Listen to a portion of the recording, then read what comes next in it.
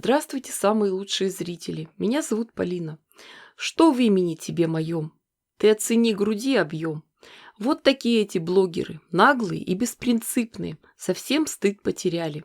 Штаны драные на весь мир показывают. Ничего, ничего, мы найдем кусок крепкой ткани. Размер примерно 37 на 41 сантиметр. Джинса плотная, но перед дальнейшей работой ее надо укрепить. Проклеить с клеевым флизелином. Укладываем его клеевым слоем вниз на изнаночную сторону джинсовой детали. Закрываем все мокрой марлей и прижимаем горячим утюгом с паром. Поставили утюг и держим несколько секунд. Потом переставляем в другое место. Дождались полного остывания и убираем марлю. Джинсовую ткань надо обязательно укрепить. Теперь обозначим границы работы. Оставим с краев по 4 см, сверху и снизу по 5 см. Найдем место для декоративного элемента, вязаный крючком кружевной салфетки. У меня нашлись яркие нитки мулине. Будем вышивать в 6 нитей. Сначала подчеркнем центр желтыми нитками.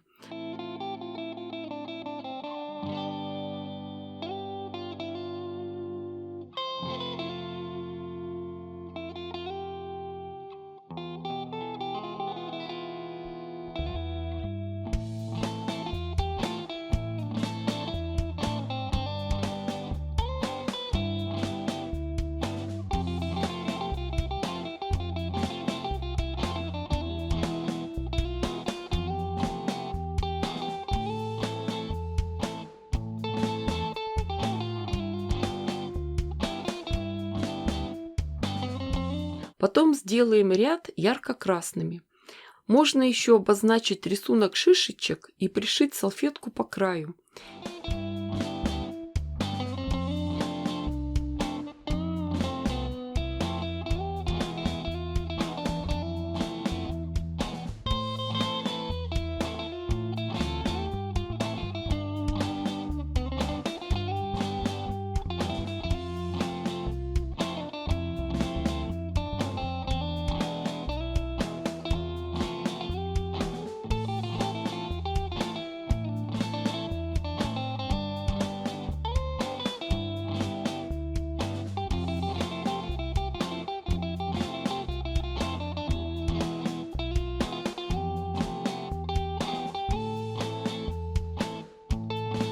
Вязаная салфетка хорошо, но можно добавить еще кружевных элементов. Весь рисунок берем из головы. У вас могут получиться свои варианты. Мне захотелось внизу разместить желтые цветы.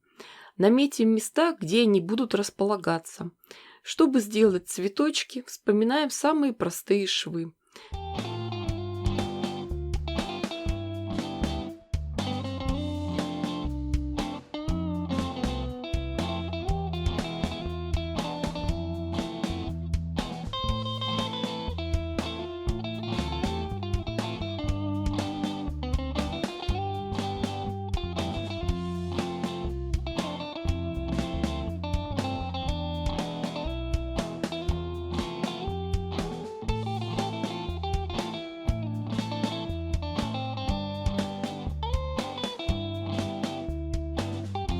Затем добавляем зелень и листья.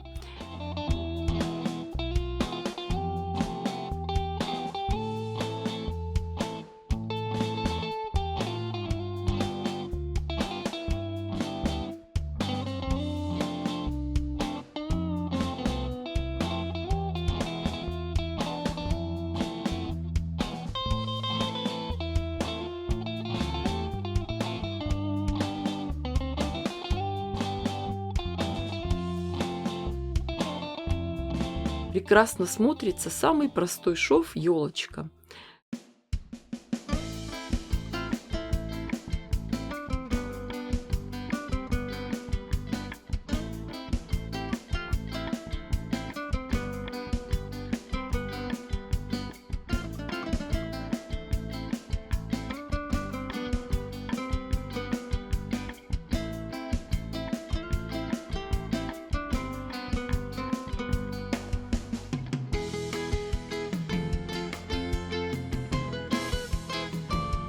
Шейте так, как подсказывает вам ваша фантазия.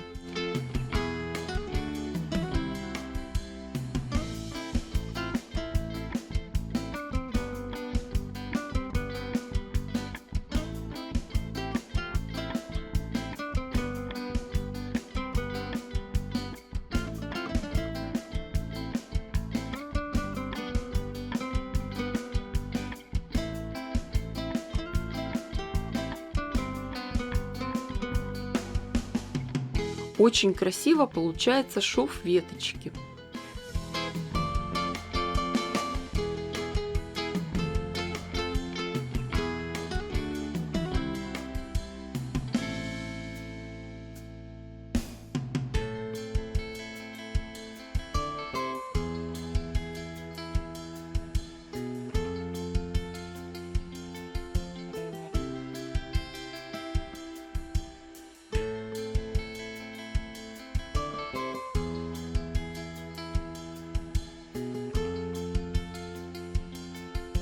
Добавим еще цветов.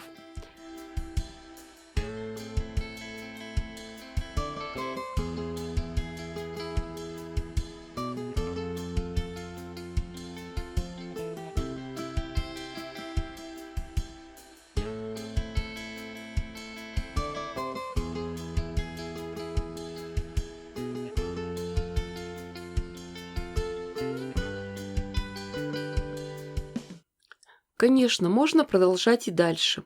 Зашить все пространство плотным слоем. А когда наша душенька довольна, приступаем к дальнейшей работе. Приготовим 2 детали подкладки и деталь для обратной стороны. Вот здесь как раз можно использовать джинсовые карманы. Перед тем, как шить дальше, обозначим место пришивания ручек. Найдем середину верхнего края и по обе стороны от нее отложим по 8 см. Ручки сделаем из широкой тесьмы. Длина 60 см. Пришьем ручки на швейной машинке. Когда все готово, к джинсовому верху прикладываем детали подкладки и прошиваем по верхнему краю.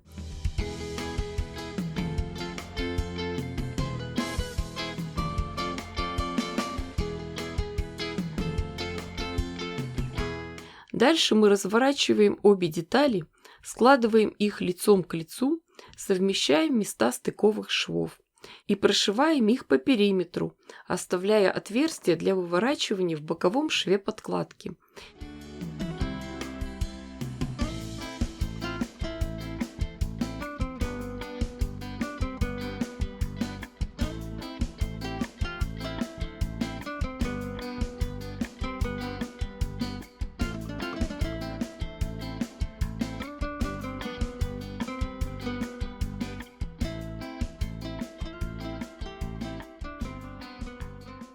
И вот теперь нам надо оформить дно сумки.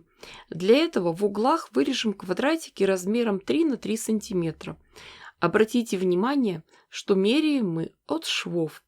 Эти углы развернем и зашьем на швейной машинке. Теперь вывернем сумку и зашьем оставшиеся отверстия в подкладке.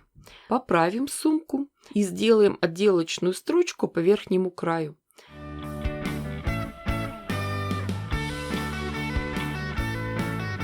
И готова прекрасная сумка-шопер.